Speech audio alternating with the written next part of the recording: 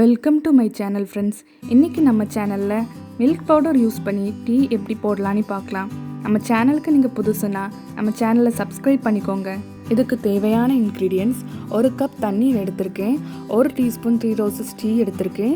Friends, நான் இன்றைக்கி 3 roses tea powder use பண்ணுறேன். நீங்கள் மார்க்கெட்டில் கிடைக்கிற எந்த டீ பவுடர் வேணாலும் யூஸ் பண்ணிக்கலாம்.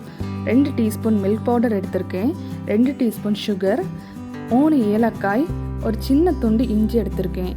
இப்போது நம்ம மில்க் பவுடர் யூஸ் பண்ணி எப்படி டீ போடலான்னு பார்க்கலாம். ஸ்டவ் ஆன் பண்ணி அதில் ஒரு பேன் வச்சுருக்கேன். இதில் நம்ம எடுத்து வச்சுருந்த 1 கப் தண்ணீரை ஆட் பண்ணுறோம்.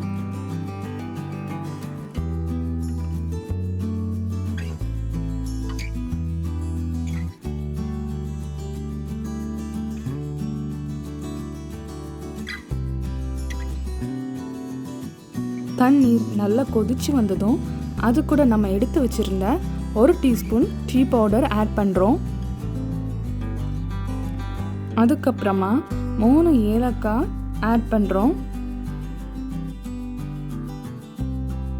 நம்ம எடுத்து வச்சுருந்த சின்ன துண்டு இஞ்சி ஒரு சின்ன உரலில் போட்டு நல்லா இடித்து ஆட் பண்ணுறோம்.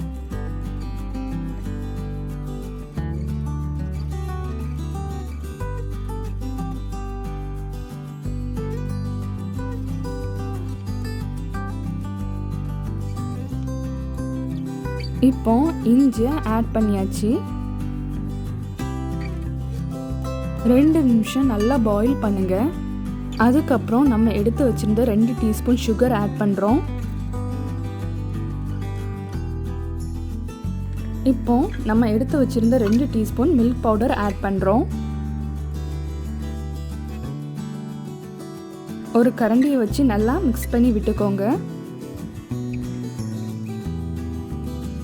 டீயை 3லேருந்து 4 நிமிஷம் வரைக்கும் நல்லா பாயில் பண்ண விடுங்க. அதுக்கப்புறம் நம்ம ஆஃப் பண்ணி எடுத்துக்கலாம். இப்போது டீ ரெடி ஆகிட்டு நம்ம ஸ்டவ்வை ஆஃப் பண்ணிவிட்டு ஒரு ஃபில்டரில் டீயை வடிகட்டி எடுத்துக்கிடுறோம்.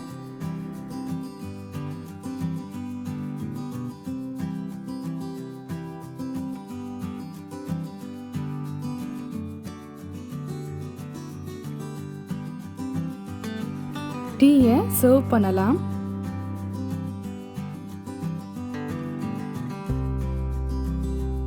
ஃப்ரெண்ட்ஸ், உங்கள் வீட்டில் ரிலேட்டிவ்ஸ் வந்திருந்தாங்கன்னா மில்க் இல்லைன்னா மில்க் பவுடர் யூஸ் பண்ணி டீ போட்டு கொடுங்க. ரொம்ப டேஸ்டியாக இருக்கும். இந்த ரெசிபியை நீங்களும் உங்கள் வீட்டில் ட்ரை பண்ணி பாருங்கள். இந்த வீடியோ உங்களுக்கு பிடிச்சிருந்தா லைக் பண்ணுங்கள், ஷேர் பண்ணுங்கள், சப்ஸ்கிரைப் பண்ணிவிட்டு பக்கத்தில் இருக்கிற பெல் ஐக்கானை ப்ரெஸ் பண்ணுங்கள்.